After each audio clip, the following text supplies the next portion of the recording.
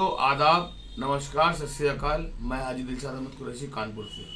दोस्तों अक्सर मैं अलग तरह के विषयों पर आपसे बात करता हूं, जो मौजू हालात होते हैं मुल्क के, देश के, हमारी कम्युनिटी के, किसी भी मौजू में बात आपसे हमेशा बात करता हूं।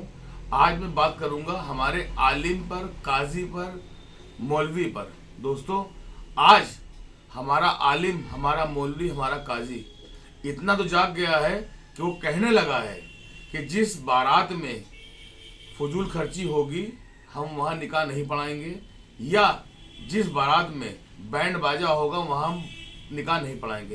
अच्छी बात है, खुशी की बात है।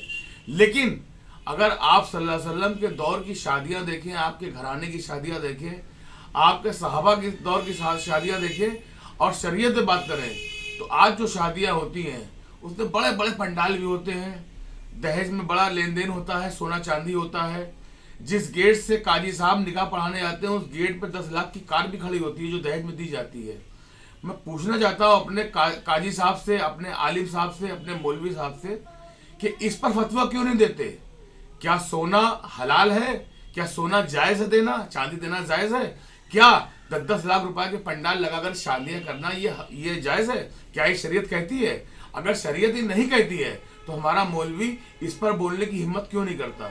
उसे बोलना चाहिए कि आप शादियों में फजूल खर्ची बंद कीजिए, या जिन शादियों में फजूल खर्ची होगी, बड़ा लेन देन होगा, सोने चांदी का लेन देन होगा, या बड़े बड़े पंडाल लगे होंगे, या दहेजों की कारें खड़ी होंगी, वहां हम निकाह नहीं पढ़ाएंगे। ये कहने की हिम्मत क्यों नहीं करता? अगर वो ये कहने की हिम्मत करना शुरू कर दे तो मैं समझता हूं जिन अमीरों को देख के जो गरीब कर्ज लेकर शादियां करते हैं अपने बच्चों की, जो ब्याज पर पैसा लेकर शादियां करते हैं और बाद में कर्ज में डूब के मर जाते हैं, ऐसा होना बंद हो जाएगा।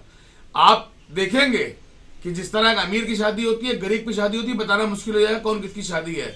अभी कुछ साल पहले कोरोना काल में किस तरह शादियां हुई आपने देखा। 7 लोग गए शादी करके चले आए, 8 लोग गए शादी करके चले आए, पता नहीं चला कि कौन सी शादी अमीर की, कौन सी शादी गरीब की है। अगर कुदरत की मार के आगे हम अपने डिसीजन बदल सकते हैं, अपने इरादे बदल सकते हैं, तो हमारा आलिम, हमारा फाजिल, हमारा काजी इस पर क्यों नहीं आवाज उठाता कि ये नहीं होना चाहिए, ये फजूल खर्ची है, ये शरीयत के खिलाफ है। और मैं तो ये खुद देख रहा हूं आजकल कि जो हमारे आलिम, हमारे फाजिल, हमारे काजी हैं, उनकी अपनी शादियों में लाखों के पंडाल लगे होते हैं। तो मेहरबानी करके हमारा आलिम जागे ताकि आलम बच पाए।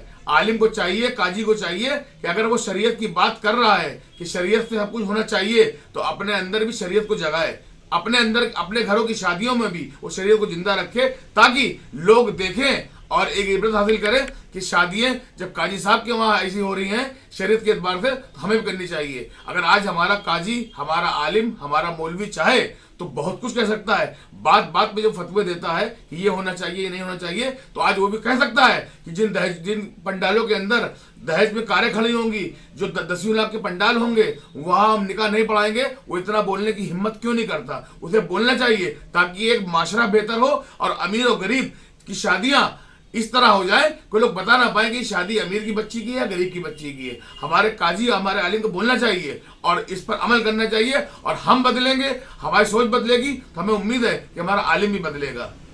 जय हिंद।